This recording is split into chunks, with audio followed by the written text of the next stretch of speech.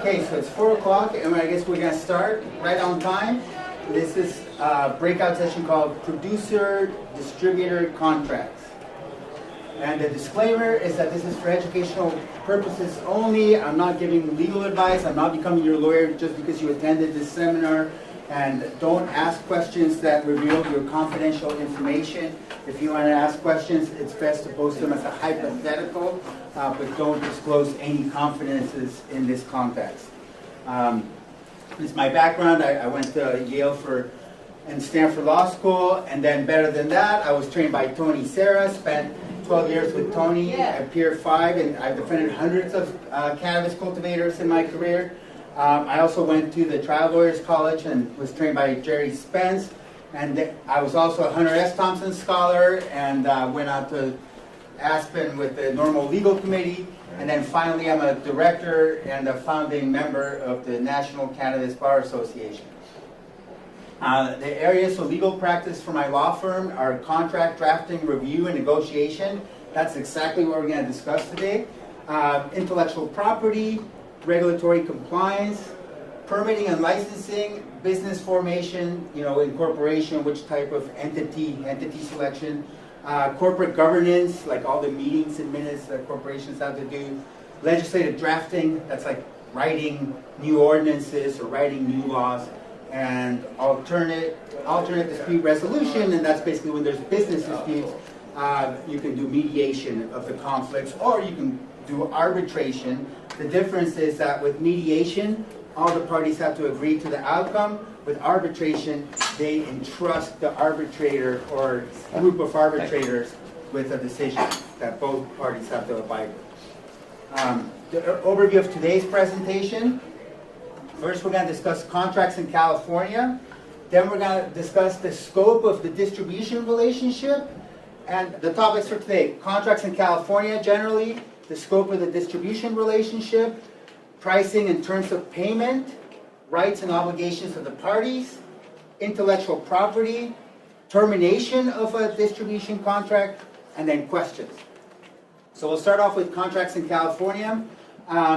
What is a contract? And that's defined in the California Civil Code. It's basically an agreement to do or not to do a certain thing. Contract formation, you got to have capacity to contract. So somebody who does not have authority for an entity cannot contract and bind that entity.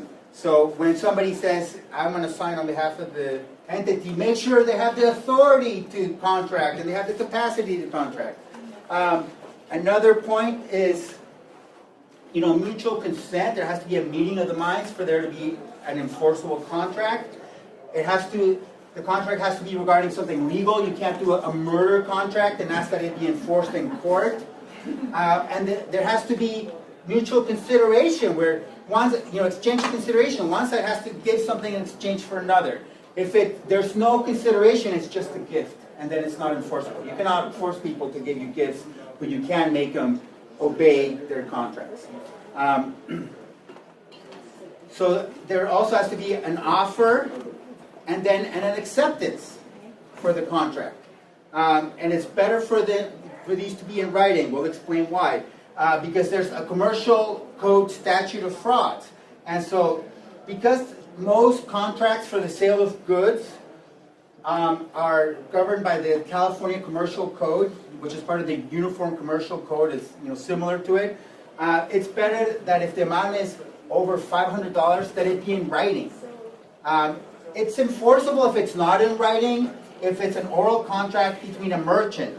And there's a good argument to be made that anybody who has a license from the regulatory agencies is a merchant for purposes of the Uniform Commercial Code, and that oral contracts are enforceable. But it's always better to get contracts and agreements in writing. Why? Because they reduce the misunderstandings. Sometimes people misunderstand what somebody else said. It's good to put it on paper so both sides can look at the same language and see if they agree at least on that. And so, you can't have unsigned oral contracts that are enforceable if they're confirmed within a reasonable time by a writing sufficient against the sender unless the recipient says, no, I don't like that. You know, and so keep in mind, you know, as you're learning more about contracts, what do you want to study? You probably want to start studying the California version of the Uniform Commercial Code, and you know, because these are contracts for the sale of goods. Now, are contracts enforceable in California? Yes, they are. You know, thanks to some change in the law, it's AB 1159, the California Civil Code says that commercial cannabis activity, either medical or adult, conducted in compliance with California law, shall be deemed to be all of the following: a lawful object of a contract. So now you can go to the California courts and get these contracts enforced, and it's explicit, and it's done specifically for cannabis activity. But here's the proviso: the activity has to be conducted in compliance with California law, as well as local standards, requirements, and regulations. So one, you know, step at a minimum to make sure that the activity is conducted in compliance with California law is to check that whoever you're doing business with, and you know, this is mainly aimed at producers, that means either cultivators or manufacturers, and then they're dealing with distributors, and then the distributors take it to retailers, then the retailers get it to the consumers for patients. You know, and so what I'm saying is that you got to check that whoever you're doing business with has a license that is valid and has not been suspended or revoked. And for distributors, you would check with the Bureau of Cannabis Control at bcc.ca.gov. And so at a minimum, check that whoever you're doing business with has a valid state license. So now, scope of distribution relationship. You know, whenever you are a supplier and you are entering into a distribution agreement with a distributor, you want to make sure that you define the terms of the agreement so there's no misunderstandings, and also so that you can get the full value for your product. And so you want to define the territory and define that with specificity. You don't want to say West Coast, you know, in a distribution agreement. Why? Because West Coast implies interstate commerce, which is illegal under federal law. It's illegal under California law. It's a bad idea. You know, do you want to give somebody your whole territory of California, which is really what you're dealing with? Probably not a good idea. There may not be distributors who can effectively distribute your goods across the whole entire state. And so when you're working out terms of a contract with distributors, you want to look at, you know, can they get your products across the state? And then if not, then maybe give them a territory. You also want to define which products, product lines, or brands are in this relationship. So you want to make all of this really definite. And what about new brands developed or acquired by the producer? Are those included or excluded from the agreement? If you don't mention it in the contract, there's going to be that ambiguity. And then that could lead to litigation. So the whole point of this is so that you can have detailed discussions with whoever you're going to enter into a contract with, and that way there's no misunderstandings. And that's why I'm telling you all the different types of things you should be thinking about. Exclusivity, this is a very important thing. Do you as a producer want to give a distributor the exclusive right to sell products within the defined territory? Or, you know, are there going to be numerous competitors trying to compete to get your products out there? Most distributors will not want to, you know, be competing with other distributors within a defined territory, but it's good for you to know that all of these are negotiable.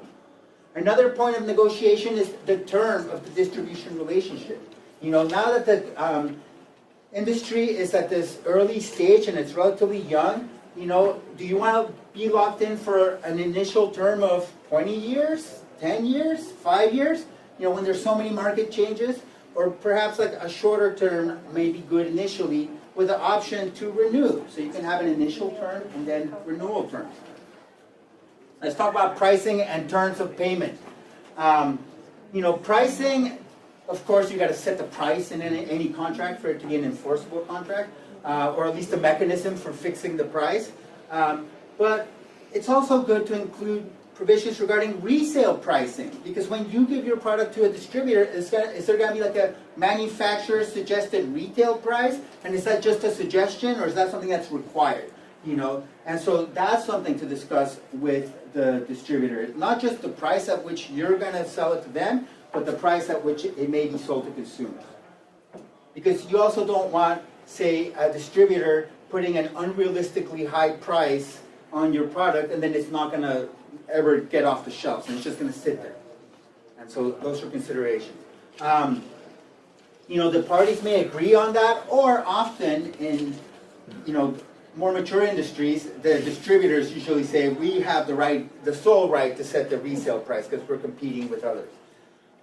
Payments, this is absolutely critical. Many have learned from hard experience that you got to get the payments in writing. The timing of the payments, the location of the payments, and the means of the payment.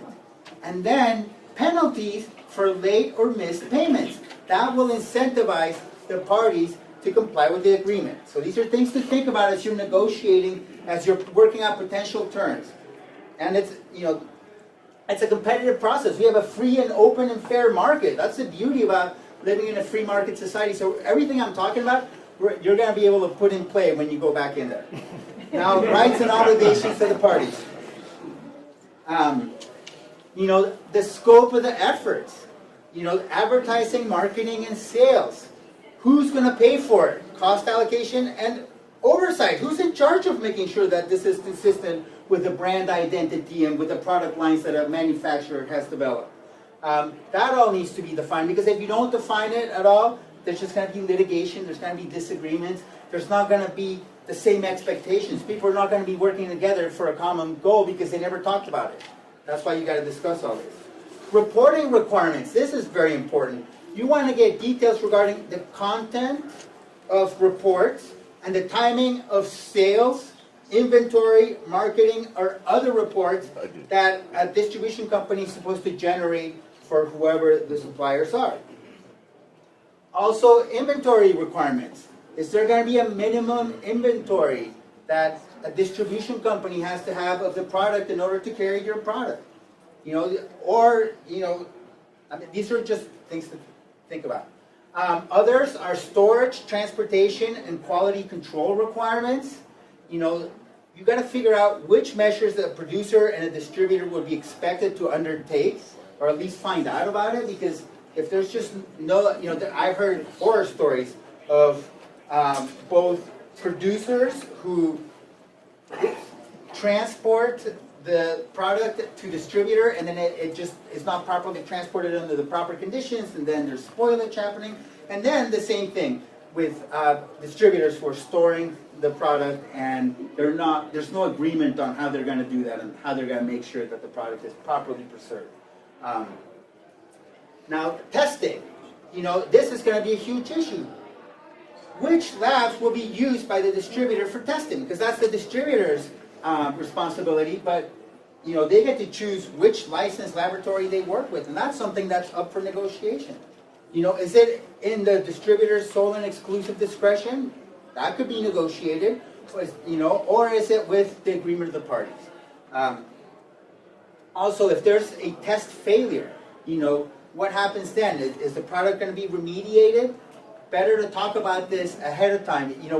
Before you enter a contract, before you enter into a relationship, think about the breakup. And then it makes you think, do I really want to enter into this relationship? But that's really what contract law is all about. Another thing to think about is taxes. The distributor is responsible for collecting and remitting excise and cultivation taxes to the California Department of Tax and Fee Administration. But this can all be negotiated. At which point is the tax collected? At the time that custody is transferred, or is it when the certificate of analysis showing that the product has passed testing? Is that when the tax gets paid? So that's all subject to negotiation between the distributors and then the suppliers who provide the product for the distributors. And these are all negotiation points. Questions? I guess the question is, what is the law in terms of once that COA passes, is it the law that tax has to be paid on that product before it even is sold? I think it gets paid. paid. They get paid quarterly, But yes, when the taxable event happens, then that gets paid quarterly. Okay, quarter. That's a so- taxable event, what you're talking about. Okay, the COA, before the retail sale, or before the sale to the dispensary. I don't want to give you tax advice. I'm not a tax. Yes. Taxable event. Okay, thank you. Distributors have 6 months to pay. Thank you. Okay, thank you. Sorry. He has a better tax lawyer. You recommend So it? I trust, yeah. All right. And so because it's not due immediately, I mean, you just want to make sure that it gets paid on time so that if you're part of that transaction, it doesn't come back on you. You know, make the distributors agree to pay taxes. And distributors, make the cultivators agree to pay the cultivation tax that is due, or figure out a way to allocate that. Okay, intellectual property. You know, usually like the cultivator or manufacturer has some intellectual property that is related to the brand, like some sort of trademark or goodwill associated with the brand. And so there should be some sort of intellectual property clause giving the distributor the legal right to use the producer's intellectual property for purposes of its sale and marketing efforts, right? Because you want them to engage in actual sales and marketing to get your product on the shelves if you're a producer. There is a proposed permanent regulation that could be totally disruptive to this whole business model, which is that licensees shall not conduct commercial cannabis activities on behalf of, at the request of, or pursuant to a contract with any person that is not licensed under the Act. And so that implies that everybody has to get a license. And so there's been a few workarounds that have been proposed, and one proposed workaround would be for the intellectual. In this case, the cultivator or manufacturer, they have licenses. There's not going to be an unlicensed cannabis activity. I guess this could all work in if they're have a complicated branding agreement, and then whoever owns the intellectual property at that point could become a licensee by if in good faith they want to organize cannabis events. That's one easy way to become licensee of the Bureau of Cannabis Control without having to get a local permit beforehand. And right now, until the permanent regulations are issued, the Bureau of Cannabis Control is issuing free temporary cannabis event organizer licenses to licensees. But you can only do that if you're intending in good faith to set up a cannabis event, but that's one workaround. Another workaround would be simply for the IP holder to sell all of the intellectual property to a licensee. All right, termination. This is the breakup. So, every distribution contract should have a for-cause termination by the parties. In the event one party breaches the agreement, the other party can terminate. So it would specify that if the parties don't live up to their obligations, you can terminate the agreement. You can also, most distribution agreements give notice requirements and an opportunity to cure. So they give the party that commits the breach, notice before termination, and that can all be negotiated. And then an opportunity to make good on the breach before the agreement is actually terminated. And if you're going to enter into a contract with anybody, you usually want to achieve the purposes of the contract rather than just break the contract. So this kind of helps bring things back on the mend. You also want to list other items that could result in termination. This is super important when it comes to the cannabis industry. Suspension or revocation of the license. So if you, as a distributor, are dealing with suppliers, you want to have a clause in there that says if the supplier's license becomes suspended or revoked, this agreement is hereby terminated. On the other end, if you are a supplier, you don't want to be locked into an exclusive distribution agreement with somebody with a suspended license. No good at all. Then you're handcuffed. So that's why it's good to have a termination clause like that. Filing for bankruptcy, unfortunately the bankruptcy courts don't actually give bankruptcy relief to medical cannabis businesses, so it can't actually be bankruptcy, but at least filing for bankruptcy would be a good thing that would trigger termination. Post-termination obligations. Once termination happens, you got to negotiate whether or not, what's going to happen to the open or outstanding orders after the termination. Are they going to be filled? Are they going to be rescinded? What happens to those? And then what happens to all the remaining inventory that the distributor has after termination. Do they return it? Do they have to buy it back? Or do they have to transfer it to somebody, say with a license in case the distributor, gets suspended? So these are all things that are good to think about ahead of time. It's never pleasant to think termination at the beginning of a relationship, but that's the nature of contracts. If you don't think about how the breakup is going to happen, it's going to lead to an uglier, messier breakup. So now we're going to questions. And now I feel like a divorce lawyer. Question. So, if you have your contract and everything, you're doing everything right, but then they just don't pay. Then your remedy is to take them to court. So let's look at that. So now California law expressly recognizes that you can sue for these breaches, and so it's now enforceable. I mean, basically, you take them to court. And because of the California Civil Code, the breaching party that doesn't fulfill their obligations, they can't say, this is marijuana, it's federally illegal, it's not a lawful object of a contract. They can't say that. They can't say, this is contrary to the law, federal law, or to good morals. That doesn't work. And they can't say it's against public policy. So now cannabis contracts are enforceable in the California courts. But can they appeal it in the federal Sure. court? No, you can't appeal it to the federal court. And then there's a good question. Like a lot of times in contracts, what we're starting to put, like my law firm, we're putting in waiver clauses that when the other party signs it, they're waiving any defense that it's illegal under federal law.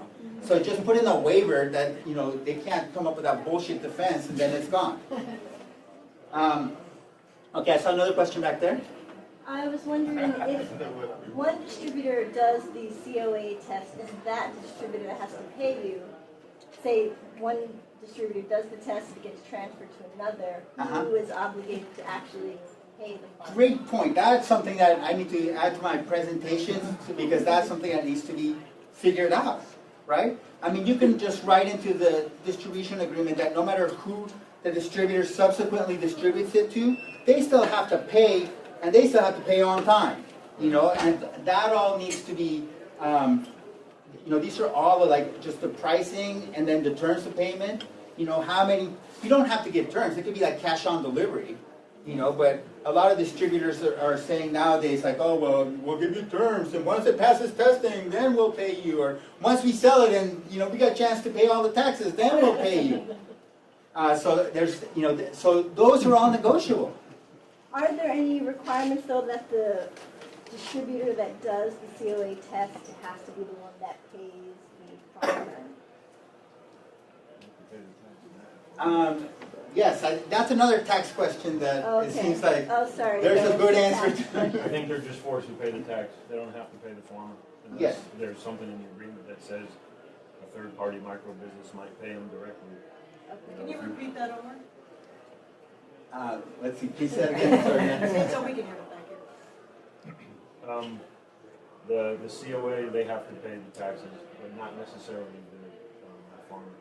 If you set it up, if you're using a distro as a pass-through, you might get a micro, right? A micro business might be someone that a distributor is working with, and if you set it up, you might be able to get paid direct from the micro business, as long as they work out the tax side of it.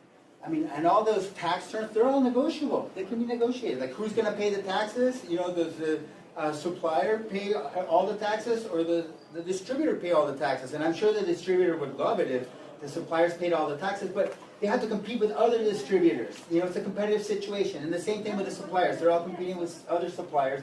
And so that's how the market will eventually kind of find the hidden hand will manifest itself and find, the equilibrium point. We'll find out how it manifests. I saw a question back there. You just said that it's all workable, I forgot the words you used. It's all negotiable. Negotiable, but that's not really the case because California law says the distributor has to pay the taxes. Isn't that correct? I mean, They're the ones who have to pay it, but you can always have like reimbursement. There's ways to structure you can structure the contract. Yeah, any way you want. can help them pay for it or whatever, Yes. split it or whatever. You can offer to split, or pay for it, etc. Or you just adjust the amount that you will collect based on however you agreed for taxes. That could, see, it's all negotiable. It's the distributor's responsibility, and basically under the supply chain, their distributor is a surrogate tax collector because they have to collect the taxes from the cultivators, that's the cultivation tax, and I guess from the manufacturers, once it's a manufactured cannabis good, they collect it from them too. And then they're also collecting the excise tax, at the point of sale. And so they're basically like a surrogate tax collector, and the reason why many distributors have opted to be transportation-only distributors to see how it shakes out instead of being full-fledged distributors and having to be a tax collector. More questions? Yes. Need another question. On the IP one, Yes. that's the simplest version is just like logos and your marketing stuff? And Yes, but there's a lot of intellectual property, so there, Yeah. there's like trade secrets, so like SOPs. all the know-how that, your standard operating procedures, the SOPs that you're mentioning, your better way of doing things that are not generally known to the public, that's all intellectual property. And so, a lot of that would not be assigned to a distributor because they don't need it to promote the product. But if they have it in their contract, it's negotiable to take it out. They're not Yes. required to have the IP provision in there, right? Absolutely not. Like if I were representing a distributor, I would want them to have an IP clause that gives the distributor all of the IP that a producer might ever come up with or have ever come up with in history. But you can always copy that clause and say, I want your IP. You want my IP, I want your IP. You want to work together, let's do it. And see what they say. Because it seems like to me that the growers have the IP, not the distributors. And so, that's a great question about like the IP, that is not, none of these clauses are required. They're all negotiable. But if you don't talk about it, there's probably going to be disagreements about it because you never had the same set of expectations with regard to that topic. And then there's going to be litigation, and hopefully instead of litigation there could be mediation or arbitration, but sometimes people don't want to see it the other person's way. The thing about the cannabis industry is that historically there was no criminal enforcement, it was an outlaw industry, so you couldn't go to the courts. And so people really did far more extensive vetting than sometimes they do these days before they ever dealt with anybody, right? Like the type of vetting in the olden days, like in the 80s and early 90s, it's like people wouldn't do like a big deal with somebody until they had really like gotten to know them on a deep and personal. Yeah, exactly. And so I would say that level of vetting is good. Like be skeptical. Trust and verify. You do hear a lot of horror stories about breaches of contracts, and so get it in writing. Talk about it all. Think about all the terms. If there's terms that are in a proposed distribution contract that, are not there, well then you can bring it up and agree to it. And if they say take it or leave it, well there's a lot of distributors competing for your business, and that's the great thing about this event. It's not like just one single distributor and they get to, make everybody, take it or leave it. It's not that at all. And that's the beauty of having a free and open market. And this is blowing my mind. I never thought, like, when I was driving here to Ukiah after the, defending cases at the courthouse for, 20 years, it blew my mind coming here to talk at the conference center, about cannabis contracts that are enforceable, that you can go to court, that the courts will uphold and will enforce, and, it's pretty awesome. Yeah. Any other questions? Back there. Yeah, so I've had a couple friends who've taken some people, companies to court, and so the end result was the court, they said, yeah, they're guilty of breach of contract. Didn't get them any money. So now. Well, yeah, there's that old saying that lawyers have that, you can't get money from a rock, and so, if somebody is an insolvent tortfeasor, then they don't have any money. You can sue them, and if they have no money, the lawsuit is for nothing. And many times the lawyer will say, I'm not going to take that case on contingency. You got to pay me to work on that case because I'm going to be suing somebody who's broke. Who's going to pay me? And so that's something that's also to think about is before you do business with somebody is like, are they what my mentor Tony Serra called judgment proof? Somebody who has no assets and is not legally insolvent, but practically they're insolvent because you sue them and there's no assets. So how do you know? How do you discover what? You can say, I'll show you mine and you show me yours. And you can't say, you show me yours. I'm not going to show you anything. That usually doesn't work. Okay. Transparency. On that vein, so if the person, like say the person is, you don't know how much money they have or property or whatever, and they have a license with BCC and they're not paying you, does BCC have something set up that you can make a complaint or you can do something through their license? I Say, think if this BCC person's not paying, you need to maybe take their license away, suspend their license or question them in some way? Yes, I think if a licensee were to breach their obligations, the BCC is not going to say, we're going to decide the merits of this lawsuit without there being an actual lawsuit, right? They're not going to say, we're the alternate court and we get to decide, breach of contract lawsuits. They don't want that job. They're not equipped to handle that job. So you'd have to have a judgment first. But once you have a judgment and they're there's a lien and there's a judgment and they're defaulting on that and yes, at that point the Bureau of Cannabis Control will absolutely probably not renew that licensee, probably start looking with fine-tooth comb at what they're doing, and that's why licensees have to have good business practices and make sure that they honor their contractual obligations, because not only could it result in litigation, which will scare away investors, which will scare away other people from working with them. If it's a distributor, nobody's going to want to work with this distributor who's getting sued and who's getting sued for not being a good distributor.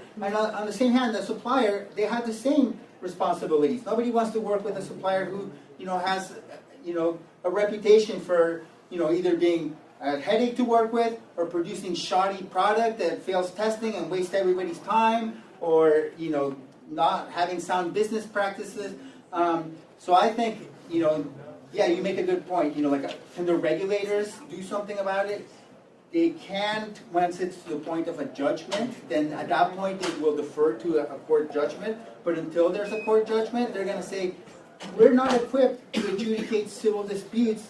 Let the court, deal with it. And so, but there's a court of public opinion.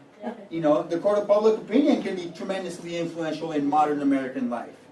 So it's not just the actual legal system, but a company, especially in this nascent cannabis economy, when market share is so fickle and where customer loyalty are still being developed, the court of public opinion can be very powerful in swaying,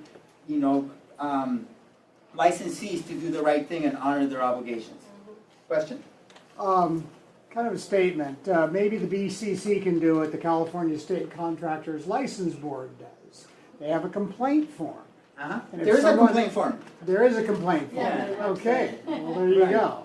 So there is a complaint form. You can, if somebody wants to do a complaint, they can complain to the BCC for the BCC licensees, which would be distributors, retailers, event organizers, micro businesses, or whatever the primary regulatory agency. So it will be CDFA for cultivators, and then Department of Public Health for manufacturers. And then once they complain, there's not a whole lot of enforcement right now. The regulators are saying, well, we're trying to learn, we're trying to make sure everybody, follows the regulations, and so they're not getting in the middle of these financial contract disputes.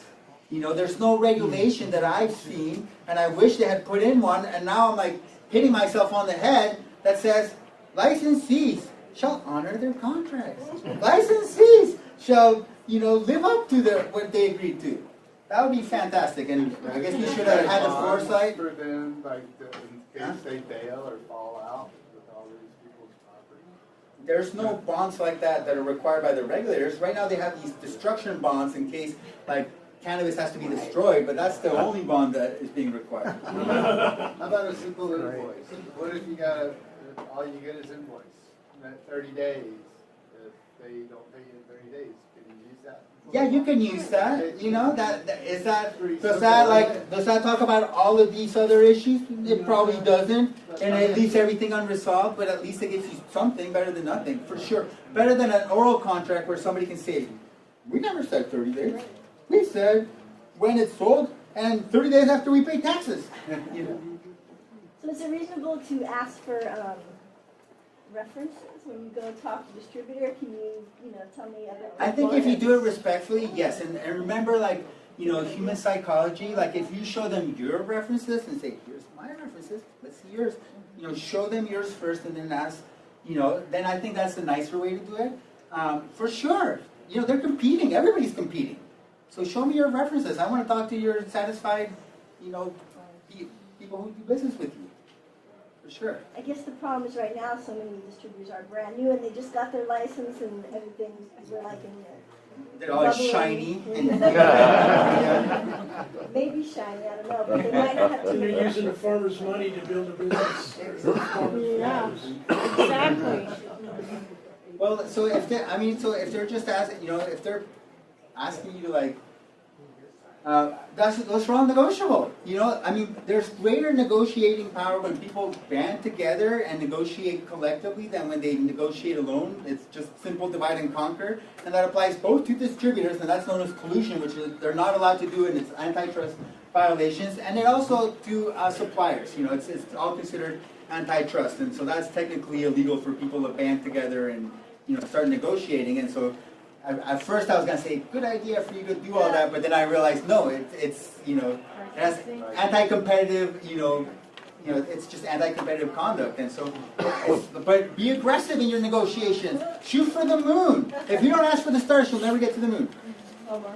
Yeah. So in the same vein, is it bad form to bring like someone like you to the negotiating table?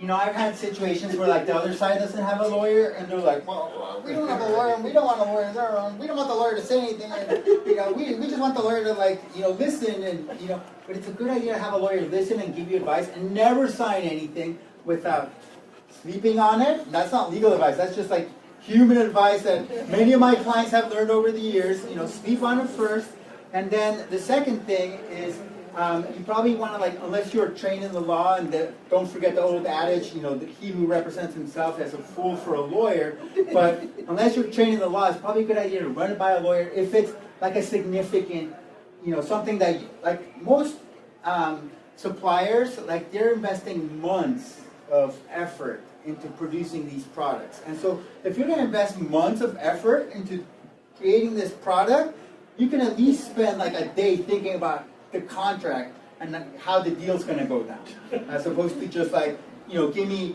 an invoice turns to 30 days, nothing that talks about penalties for non-paying on time, which is key. You know, at the very least, put that in there. Like if somebody doesn't pay on time, what happens then? You know, and that little note, that little invoice is not going to have that. Most invoices don't. I guess you could come up with your own custom invoice that says penalty if you don't pay on time. You know, terms of 30 days and, you know, cumulative interest and penalties and all that. And you could do all that if you want, but if you don't think about it, it's just not negotiated. The other side's not signing to it, and there's no contract. You, at a minimum, have penalties if you don't get paid on time for the suppliers, and then if you're a distributor, you also got to have, you know, the other incentives for the other side to.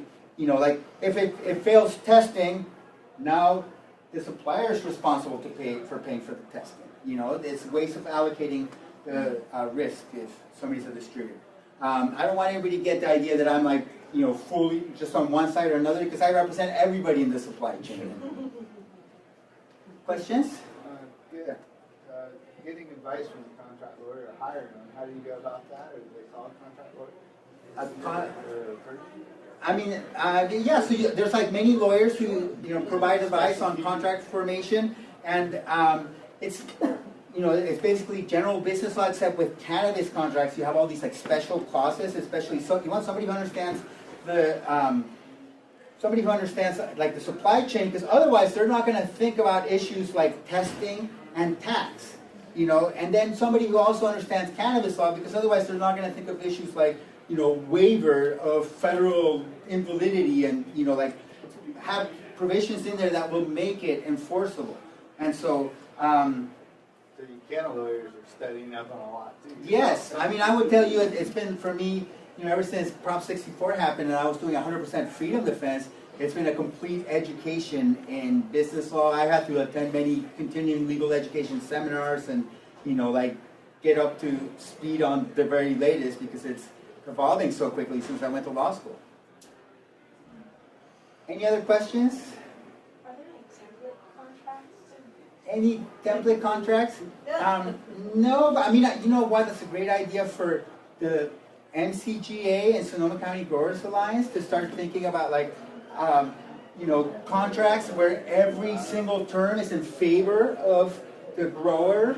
And then California Distribution Association, they're gonna want their own contract, you know, and it's gonna, every term is gonna be in favor of the distributor. It's almost like with the real estate contracts, you know, the California Realtors Association contract for the commercial lease, every term is in favor of the landowner, you know, and then, I don't think there's a commercial tenant association, so they don't have their own form contract. They haven't organized to that level.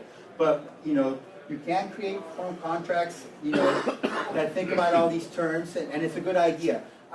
Don't rely on just like an invoice, you know, because that doesn't have penalties for non-payment. At least, you know, build in some sort of penalties for non-payment, specify, you know, the time, the location of payment, yeah, because that's kind of been an issue in the cannabis industry. It's like, you know, payment and payment terms, and you really want to make it very expensive for somebody to not pay on time. That could all be negotiated ahead of time. Questions? How would you go about backtracking? Because I did a bunch of sales in 2017. I didn't have a purchase agreement yet, and I didn't have distro sign a purchase agreement. Ah, good question. And I Okay. am owed money, so how would I?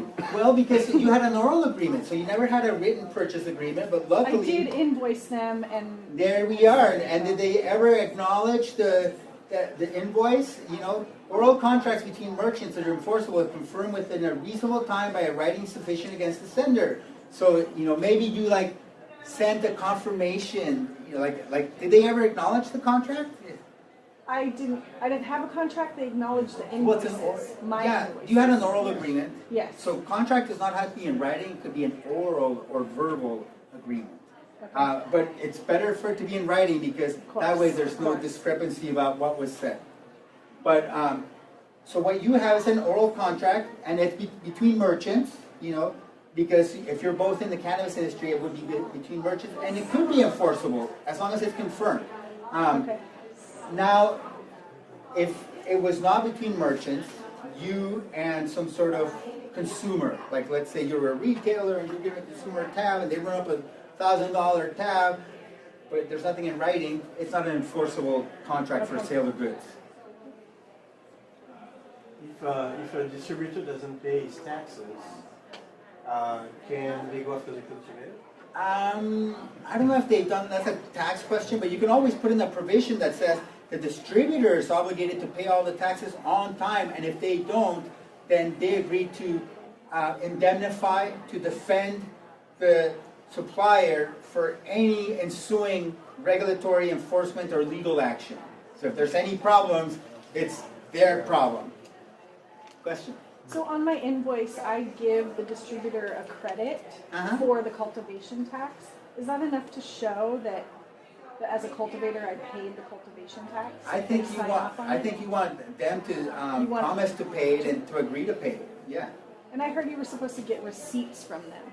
good idea. That way you cover yourself in case you know. In case they didn't really pay, they give you the receipt. You can say, hey, they give me a receipt. I have a good faith belief that they paid.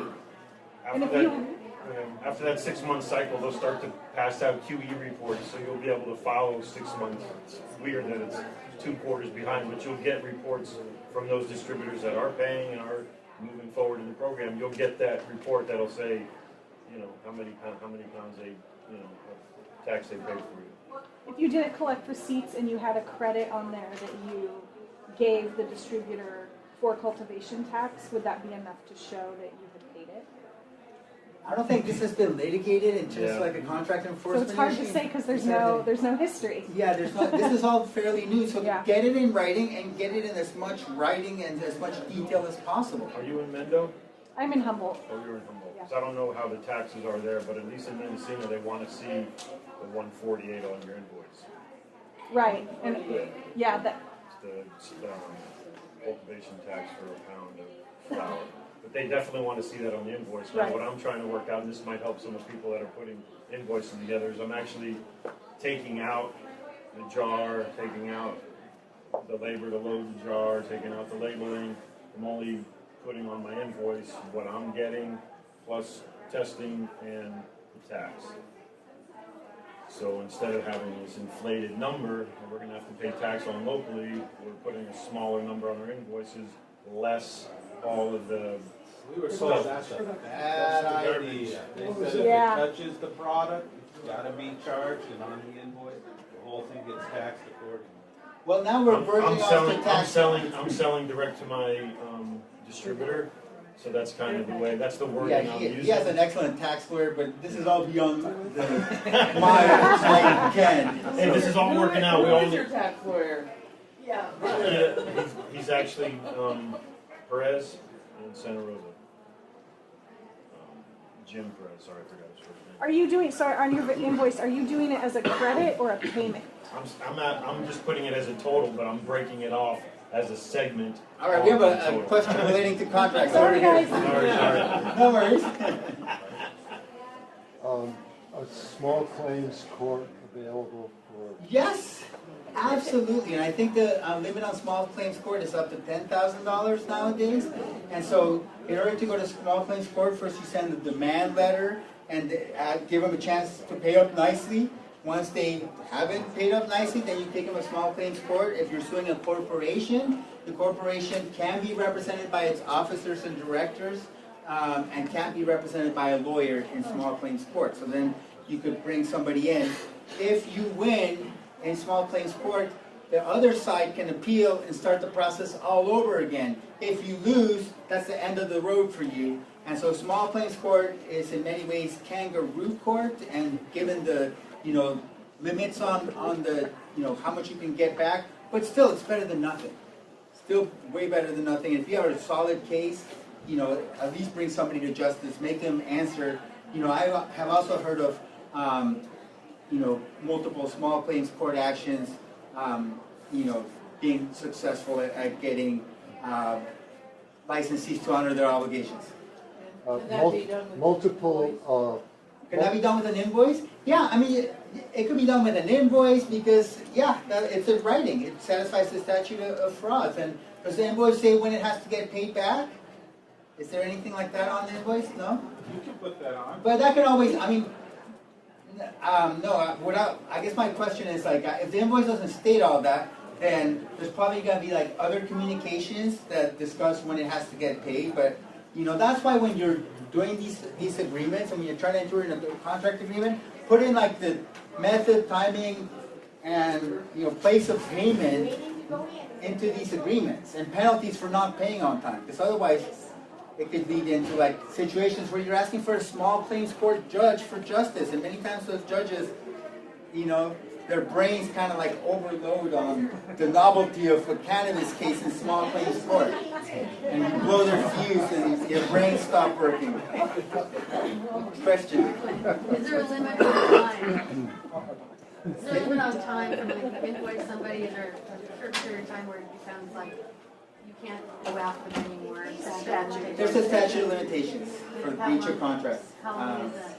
I think it's 2 years for breach. How much is it? Don't quote me on that, because I don't Is that do civil the license. breach on the actual minute when you drop something off, or is When it the last? It's from the date of the invoice? breach. From the So. Well, it depends. It can all be extended if they're making promises of payment, Or, or not doing it, Yeah. So once promises of payment are made, then that could extend, the time for breach. There's a sign up, Oh, there's a sign, or better, and I can also send it to, the organizations. Yeah, and then they can distribute to the membership. So I encourage you to join these organizations and get into their membership, and then there's a sign-up sheet. And then many thanks, and please a big round of applause to Chad for recording this.